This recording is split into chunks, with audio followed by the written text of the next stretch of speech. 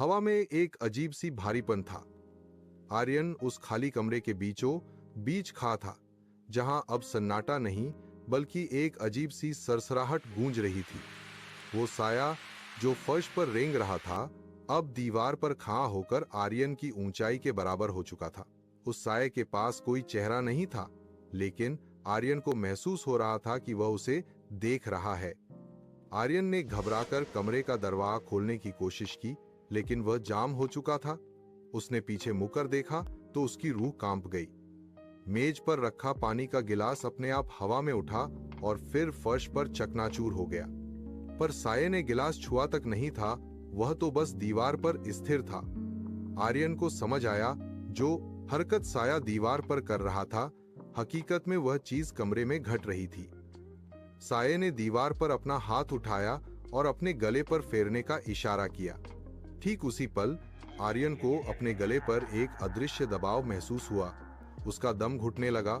वह दीवार पर बने उस अक्स का गुलाम बन चुका था। तभी उसकी न कमरे के पुराने आईने पर पई। आईने में साया नहीं बल्कि आर्यन का अतीत दिख रहा था। वह घर जिसे उसने बहुत सस्ते में खरीदा था, वह असल में एक ब्लैक साइट थी, जहां दशकों पहले लोगों की पहचान मिटा दी जाती थी। आर्यन ने अपनी जेब से लाइटर निकाला। उसने सोचा कि तेज रोशनी साये को मिटा देगी, लेकिन जैसे ही आग जली और साया हो गया। वह साया चीखा, एक ऐसी आवाज जो इंसानी नहीं थी। हमें शरीर चाहिए, पहचान नहीं। आर्यन की अपनी त्वचा काली पड़ने लगी। उसके हाथ पैर धुंधले होने लगे। वह धीरे धीरे खुद एक साया बनता जा रहा था। वह काला अक्स अब मांस और खून के इंसान में तब्दील हो रहा था। अगली सुबह आर्यन घर से बाहर निकला। पोसियो ने उसे गुड मॉर्निंग कहा। उसने मुस्कुराकर जवाब दिया।